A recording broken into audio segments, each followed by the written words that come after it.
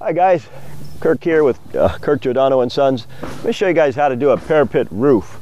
Generally, I'm always telling folks, man, put a flashing cap on that roof. But according to the prints on this, they show an arched roof like this because all the walls here are going to have bullnose. So we are adhering to that strict fact of bullnosing this out. So I'll show you how I do it. Now, the fella called me and says, hey, these guys, Elliot and Elliot, by the way, did this roof. And man, these guys did such a nice job on this roof. I'm gonna have to name my next grandson after those guys.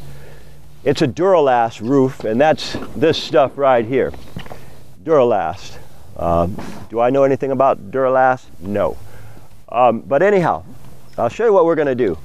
Dan, grab that piece over there. I've flashed the entire roof already. This is my last piece. I figured I'd show it to you. And what this is a drip screed. Okay. Now, originally, we had our 2 layers of paper up over here. And they asked me, gee, do you want us to take the membrane over it? And I said, heck yes, I want you to take the membrane over it. So they took this membrane and went all the way over here, 2 to 3 inches, 6 inches in some spots, which is perfect. Now we take our wire here after we apply a membrane. I'll show you the membrane we're applying too. In fact, come over here for a second, Jason, please. Like stand right there.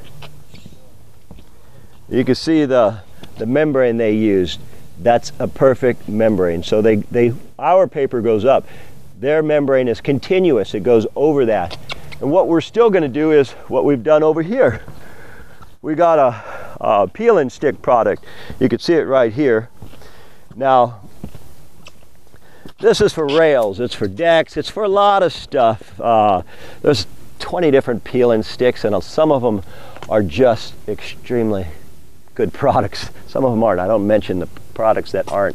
Anyhow, we're putting another membrane over their membrane. I'm not certain how thick their membrane is, but ours is comparable. And this one, of course, goes over this side too.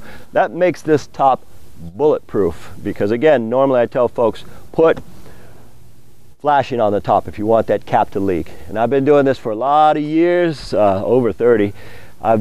Most of my repair work is because they have parapet caps like this, and they had a 30-pound felt or a 15-pound felt originally. Those last about 50 to 60 years. With the rain and the elements, it heats it up, it bakes it right off. So I want to make certain that within our lifetimes, 100 years, this won't fail.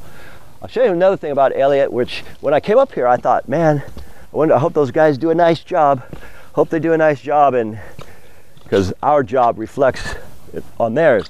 And I was just looking at this, I thought, ooh, those guys, they cut a line in here with a saw, a circular saw. They bent the flashing inside that joint. Then they put mortar in there. You get a fella doing that kind of work, that is what I recommend. That's perfect, that's the way to do it. If they would have just had a piece of flashing come in here and they put a ton of polyurethane caulking, I see a lot of guys do that, and I kind of judge the fellows by what I see. So that looked real good. Next thing we're gonna do is we're gonna wire this now. So I'll show you what we got here. Our wire. This new wire is going to go over these caps. So the wire is going to go over the caps like so, and then bend down and tie into our other ones. I'm not going to put any staples on the top, but I am going to put a corner aid here, and it's a corner aid, and it's a bull nose. So I'm going to have this bull, and that rounds it off. So when we do our stucco, it's all round. Anyhow, when we get to that stage, we'll show you more. All right, guys, I'll show you something. We cut about 10 of these, 30 feet long, for a reason now. Now, what we want to do is, because we're putting stucco on top of this, we're going to stretch this out. And no, I don't need to come down to the screed here because I'm going to attach it with this. So what we're going to do is basically, I'm going to go about right here with it, and just for the sake of holding this on, and each staple I put through this cap, that staple gets polyurethane caulking. I'm going to put a couple nails too. I'll show you why we're doing this. Okay. Now this, for example, you can hold that. Now this arch aid will go here. And the arch aid is going to give us, when we're done, we're going to have a rounded surface here. I'm going to bend this wire down here, and it's going to overlap our other wire by 2 to 4 inches. I don't suspect you can see that, but that's okay. We're going to put another corner aid on this side here. And then when we go to scratch this, we're going to scratch it, and I'm going to put a little arc on here. When we go to brown it, I'm going to put another arc on here. So that way the water doesn't set. If a fellow wants to do this without an arch on the top, then you would sometimes have the carpenter build this up. They put a little triangle piece of wood here. These are 2x6s, I believe, maybe 2x4.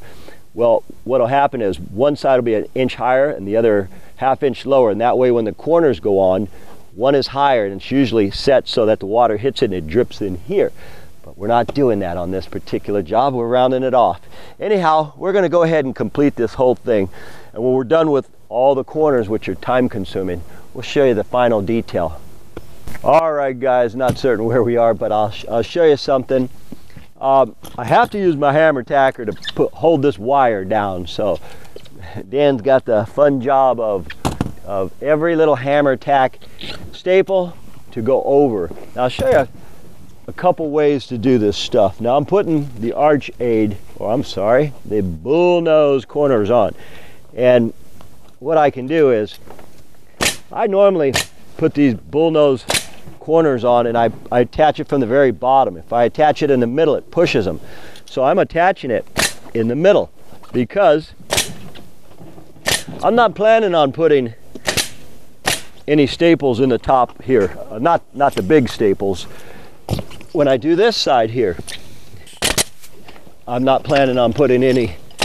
Now I believe this roofing membrane is probably 50 mil, I don't know, and I think the membrane we're using is about a 40 mil, and both are supposed to be able to be nailed through, but I kind of want to avoid doing that. Say, for example, if I put a staple on the top or I put a nail on the top, I could polyurethane that. But here's another technique, guys. You go through all this trouble, and this is Dan's job, by the way, too time consuming for me to do. You take a little piece of tie wire and you put a little hook, make it look like a U, and you wrap it here, tweak it together with your fingers, grab nippers, grab it at the bottom here, and just spin it. Leave it alone. Now that's tied to here. It's tied. That's how we're doing the whole top, and Dan will find himself up here for about 3 hours just doing that boring stuff. Somebody's got to do it. I'm going to get back to what I'm doing. We're starting to move here, making progress finally, and we are trying to avoid rain, which is supposed to be coming tomorrow. Anyhow, when we get to other stages, oh, and lastly too, this right here, we're tying in to our existing wire. We're coming down. We already tied in, so I'm finishing this off prior to putting corners on. After we're done with the entire roof, then I'll show you. Okay guys, we are complete here, which is just in time. It's starting to sprinkle, and probably going to turn to snow. It's cold as hell here.